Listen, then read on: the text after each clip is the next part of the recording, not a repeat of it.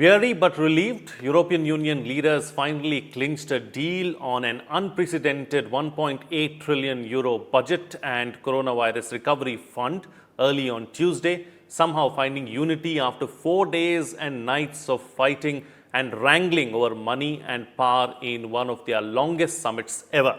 With masks and hygienic gel everywhere at the summit, which was spread over 5 days, the 27 leaders were constantly reminded of the potent medical and economic threat the virus poses to their continent and grudgingly committed to a massive aid package for those hit hardest by the pandemic.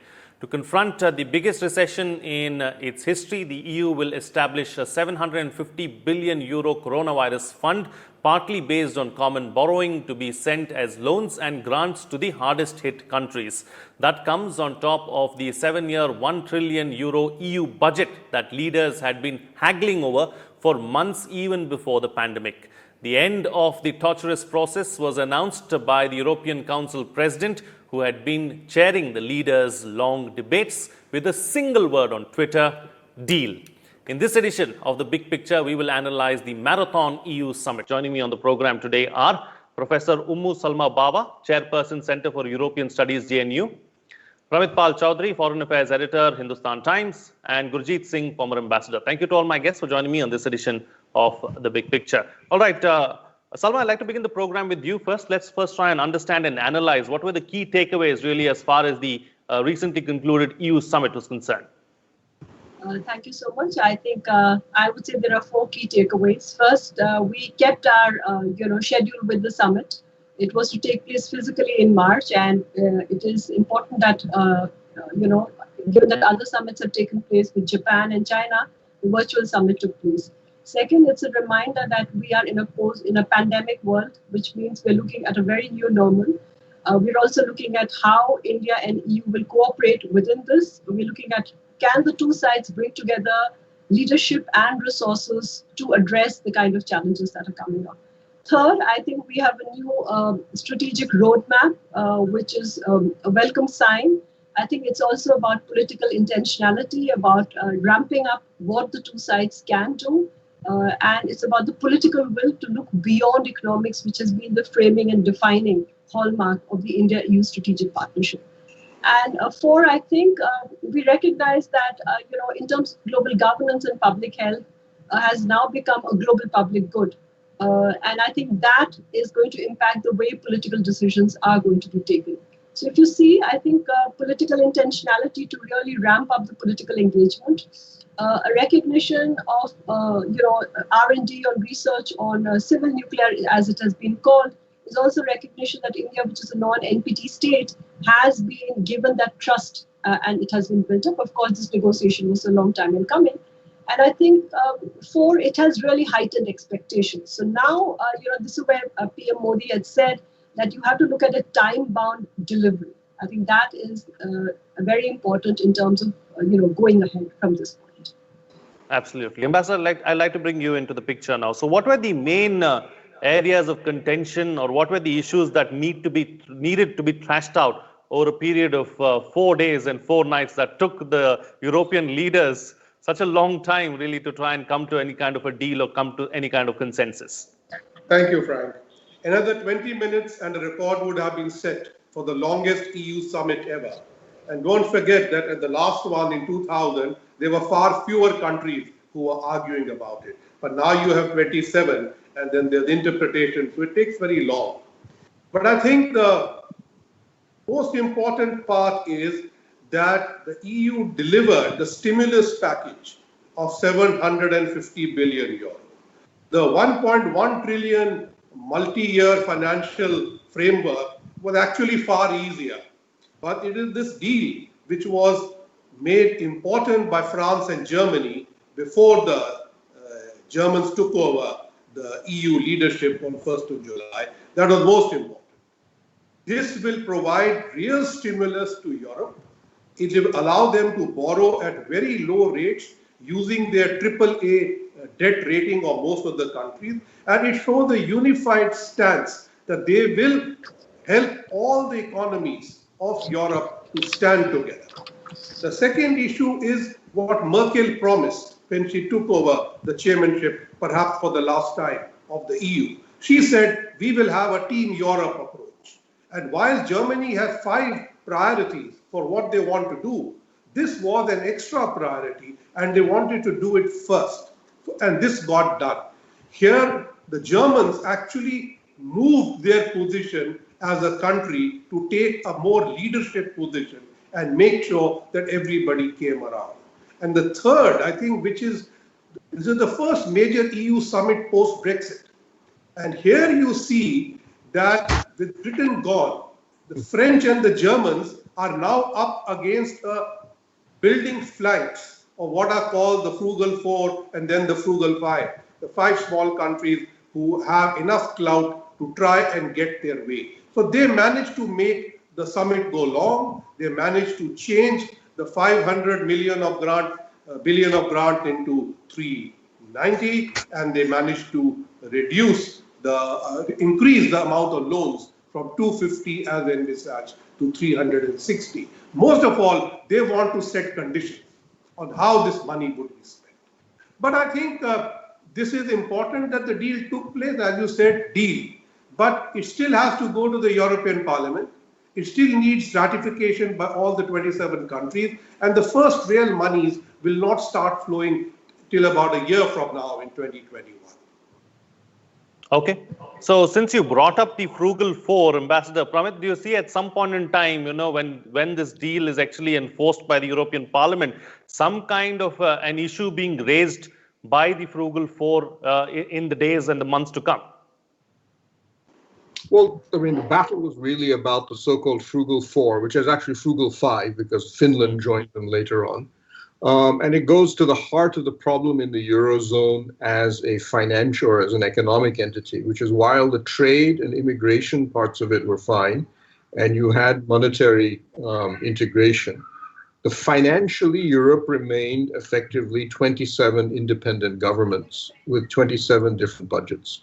And so you could never get an agreement, or it was always difficult. There was always a mismatch between the monetary and the financial policies of the European member states and the European Central Bank. And so the original Eurozone crisis and a sort of perpetual problem with the relatively fiscally conservative Northern European countries, in this case led by the Netherlands, but also incorporated mainly the Nordic states and also countries like Austria. Sometimes in the past, Germany has been part of that as well, arguing that we keep our books sound. We don't run up deficits. We don't run up print money like crazy. But here now we have in the Southern European countries do exactly the opposite. And so the Eurozone crisis was partly driven by this, the original this division between the countries, and the present crisis, or the run-up to this summit, was effectively similar, in which you had a major economic recession across Europe. You needed a coronavirus recovery fund, and the question of who was going to pay for this, because the European Union is not a single financial entity. So in effect, you would be borrowing money or you would have to raise the money on the markets, a large portion of it, and it would be the fiscal. It would actually be under the books of the Northern European countries. It was their fiscal responsibility that would lead to people actually buying the bonds that were released. Nobody is going to be buying a bond for $750 billion worth of bonds from Italy or Greece. So therefore, you needed to have the Northern Europeans say, we're going to pay for it. So their argument was that, one, the amount of money, too much of it was grants and not loans. And second, their argument was that you needed these Southern Europeans and some Central European countries needed to had to carry out internal reforms. It's kind of like an IMF loan IMF conditionality loan, that you guys run your economy so badly, so you need to change. Otherwise, why should we put up our people's savings to bail you out? And this is effectively what the fight was about. And that they've accomplished that. You had an agreement to reduce the grant quality. There's an agreement for certain degrees of conditionalities to be imposed on the Southern and Central European governments. And perhaps what is most interesting, because I believe this will be a first, definitely on this scale, is that the European Union will jointly be entering the market to raise financial bonds or to release instruments. And this is one of the reasons why Angela Merkel and many others said that this is actually the first step, if you wish, and a major step towards the potential financial integration of the European Union. As I said, they are trade, immigration, and on the monetary side, they are already integrated. But now you actually will have the first step towards financial integration. And that is actually a major step for the European Union. It tends to work a bit more slowly than other sort of multi-organized national organizations on this front. But this is a big step.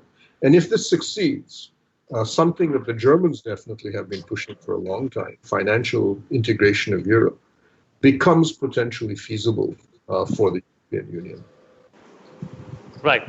Okay, since we are here then, Salma, let's talk about the nature of the deal itself, because there are grants, there are loans, and, so how is this money going to be spent? Where is it going to come from? And what are the what are the technicalities that are really involved? So I think, both Ambassador and Pramit have pointed out that, this has not been achieved easily. I think what you have to first look at it is not just about money, as it has been said, but this is about, this is about solidarity at a cost. That's how I would put it. Merkel said extraordinary events require extraordinary action, right? But then you have to ask, is that, are they ready for that? So we are not going to see it. It was said that the deal is about saving lives. It's about, saving jobs. It's about providing for, all the requirements which are coming as the pandemic has put. I think there's also a recognition that, the way Europe was configured into the global supply chains, that has been impacted.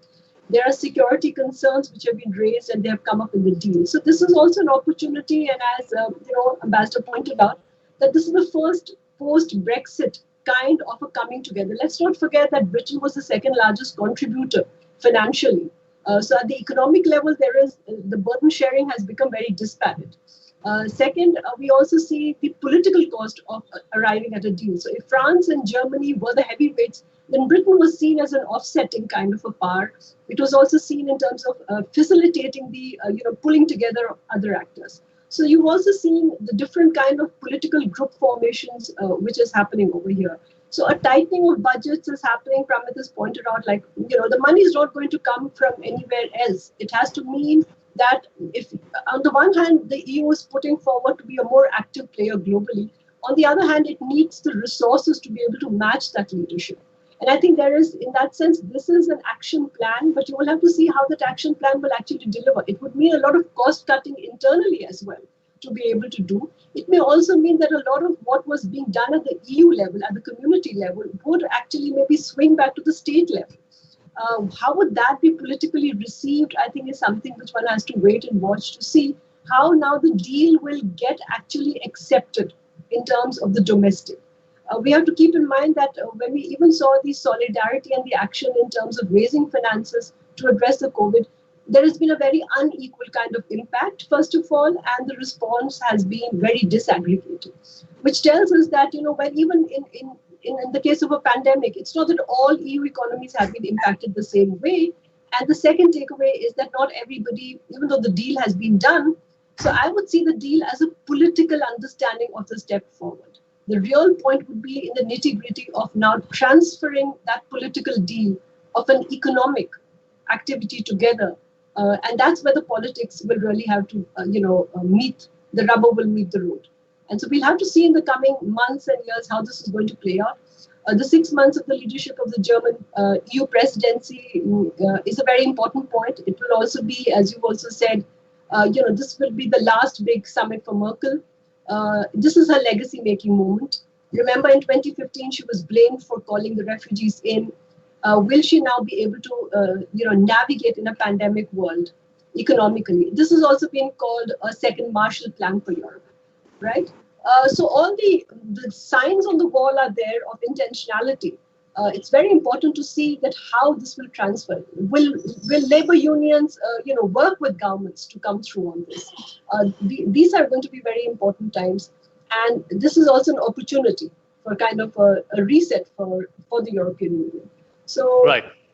let's see how it'll pan out.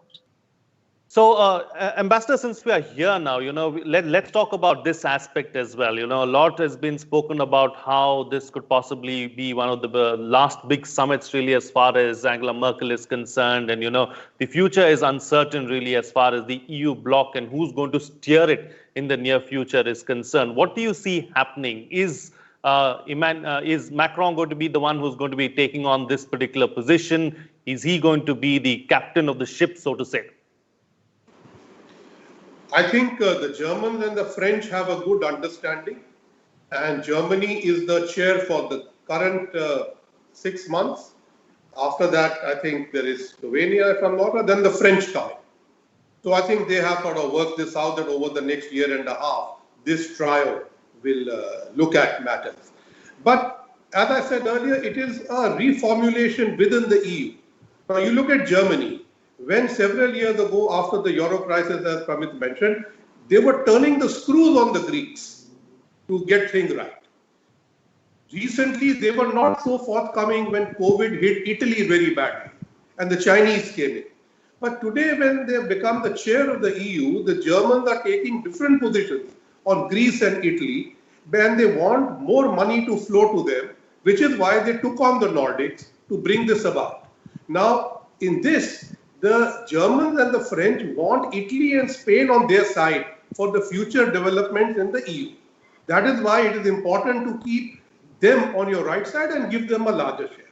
So the beneficiaries are going to be Portugal, Italy with about 209 billion. I think Greece will get 72 billion, and the Spanish will get about 140 billion.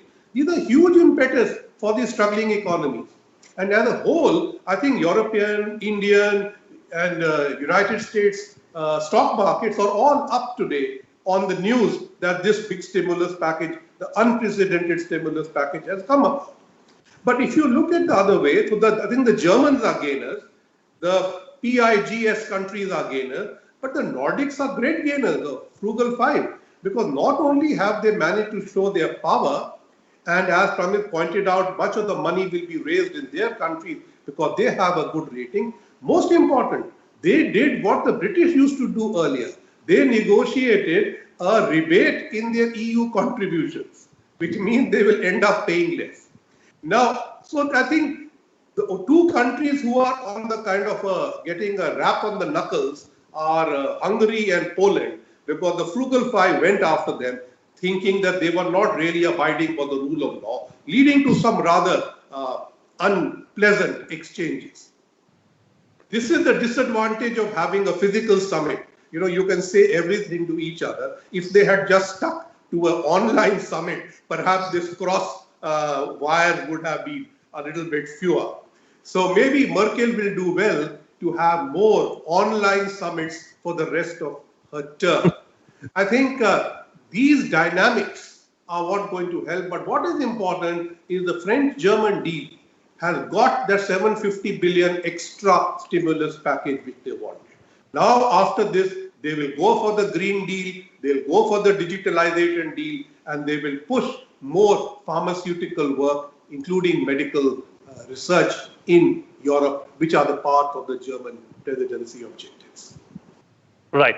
So let's change track a little bit and talk about a couple of aspects that the ambassador has raised. Pramit, one, first, of course, this is probably the biggest face-to-face summit that we have seen ever since the pandemic broke out, of course. I can't remember any other one that has taken place over the last 4 or 5 months. That is one. So the Europeans seem to be showing us the way, really, as far as that is concerned. And also, if you look at some of the industries, the big companies in Germany and elsewhere in Europe, they've all opened up. They've all also shown the world as to what a new normal is going to look like and is going to be like. So is Europe going to show the world the way going forward? Well, there are some European countries that have done very well and handled it. Denmark, for example, Germany, Belgium is still struggling with it, but the Netherlands has done fairly well. France seems to have got a hang of it, and of course Italy, where it began, if you wish, in Europe, has more or less brought it under some semblance of control. Spain continues to struggle, and Sweden, as you know, has gone under an unusual path of doing absolutely nothing to stop the disease and going for herd immunity. So it's a slightly mixed picture as far as Europe is concerned, but definitely, other than the Northeast Asian countries, in particular South Korea, and also some Southeast Asian countries like Vietnam, Europe is the second best, if you wish, in handling the coronavirus. And I think more or less, at least in Northern Europe, I don't see a major problem with the virus. There will be continuous spikes every now and then, but broadly they've got the sort of right pattern set in, if you wish. But they have, like most of the rest of the world, they've suffered economically as a consequence. And as you mentioned, a number of factories and supply chains are back. But nonetheless, Germany, for example, is its economy depends on massive exports. And it cannot export anything on the scale that it used to in the past because their customers are still in lockdown, if you wish. So it'll still be, the economic costs will remain. I think what is going to be important, as some of the others have mentioned, is that you've now released this enormous stimulus package, if you wish. Europe has a lot of structural and problems in its economy, especially in the south, but there are many legacy industries that should be moved. It takes climate change very seriously, but has struggled, if you wish, to convert its own economy into a more green level. It still uses a lot of coal. It still uses a lot of other issues. It needs to move a lot more, I'd say, on the digital front. If you go to Europe for an Indian, it's actually quite staggering to see how many checks you have to write. You can't make digital payments in the large portions of Europe. And they're far behind on a whole host of other fronts. And then the broader integration, especially in the digital and standard size of Europe as a whole. So this is an opportunity, if you wish, for Europe to move its economy dramatically forward, using a lot of that stimulus to both generate jobs. If you close down coal plants and open up solar actually is more labor intensive than thermal power. So you can actually generate a lot more jobs if you just reskill your workers and move it, and simultaneously move your economy in another direction. So these are the type of things Europe needs to be really doing, if you wish, with that stimulus, as well as moving forward. And this also brings in that if you can get that kind of an economic boost, it will also solve the legitimacy problem that the European Union has struggled with, where a lot of the general economic decline of Europe, if you wish, is blamed on European integration, rather than on the fact of Europe not carrying out many of the major structural reforms internally. But if you can combine that together, then it changes the nature of the European Union, even within its own public. Okay, time now to get closing comments from all my guests with the best way forward, starting first with you, Salma. So are there any lessons to be learned for other blocks? Is the EU as a bloc showing the others the way forward? So, I think there are 3 points over here. One, solidarity always has a cost. Second, as the EU did, a very tight balancing of political leadership, intentionality, and the way forward, like as Pramit also just pointed out, is reform and recovery. So there is a green recovery, which is being foreseen, which is very important. The digital, so artificial intelligence, cyber is going to be the way ahead forward, and it's going to transform the rules of engagement. And more importantly, the normative Europe was back, because there was an emphasis on rule of law, on holding to account the countries of Central and Eastern Europe, especially Poland and Hungary, who were slipping. And so this also means that while it cannot be business as usual, the new normal in a post-pandemic world is also about how you will strike balances between the politics and the economics and the values. So like I said initially, I think leadership is going to be extremely crucial. How do you raise the financial wherewithal to drive this? And more importantly, innovation, I think, is going to become extremely important. Here is a very important moment for Europe to be ahead in R&D of a different kind, I think. We're not going to get back to the old. So I think there is this push now, and if Europe can take a combined technological leap with that political leadership, probably we will see more things coming through. And so in that sense, there's a lesson for others around the world. SAARC in particular, there have been nascent attempts even by Prime Minister Modi. So I think this is a moment to also look at how you can set aside political differences of a particular kind, but also look at how opportunities for cooperation can be created even though discord exists. All right. Yes, Ambassador, best way forward. Let's look at the example that the EU sets for Africa, for instance. Africa is struggling with a huge debt problem.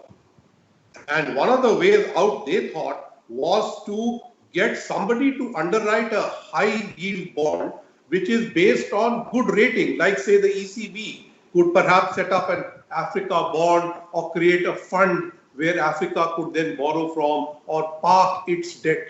So if the Europeans can actually succeed on this huge stimulus and raise the money, it will perhaps give a confidence to others that Europe is an alternative to raising money in the United States, and we could perhaps try something like this. The other one on the negative side, in the past, the European Union used to bully countries in other parts of the world, for instance, the ACP countries, Africa, Caribbean, Pacific, that we'll give you so much money, but then you must have good governance. Today, I find that kind of talk happening within the EU. They're telling Poland and Hungary, all this money will come to you if you have rule of law and good behavior. See, I can understand that you say that the money in the southern European countries should not go to pay salaries, but should do the kind of things Pramit has explained. Create assets, create infrastructure, which will create stimulus. Simply paying salaries, particularly of public servants, is not something that let Greece down in the past. So I think these messaging which is happening within the European Union is an important lesson for larger unity like the African Union to understand. And I think there could be some resonance over there. Right. And Pramit, close the show for us with your quick concluding remark. If you're sitting in Europe today, this is the environment you have. You have an assertive Russia that continues to try to undermine you through various means. You have the Middle East in complete chaos, and the Middle East is self-destructing. And the country that used to run the Middle East, if you wish, the United States, has shown complete lack of interest in what happens there anymore. Africa is an economy, or if you wish, as a continental economy that is starting to rise, but obviously has its problems. So if you are European Union, you need to start going out and looking at, even if you just look around your area, you need to become a lot more active than you are right now. You've been riding on the coattails of the United States or on multilateral organizations. Now, between that and then on top of that, you now have China. So you need to become a lot more active. You need to therefore move your own economy, become a genuine European Union, and finally become a major player in the external world, rather than what you positioned yourself in the past as just being a moral actor, which has so far proven to have gotten you absolutely nothing. Right. Okay. All right. Then on that note, I'll call it a wrap on this edition of The Big Picture. Thank you to all my guests for joining me on the program and putting things into perspective for us. What's coming out of this discussion is that this is the first step towards financial integration of Europe. The deal, of course, is a very positive development. How the nitty-gritties are worked out remains to be seen. The next few months and a couple of years are going to be extremely crucial and important. This is an opportunity for Europe to press the reset button and start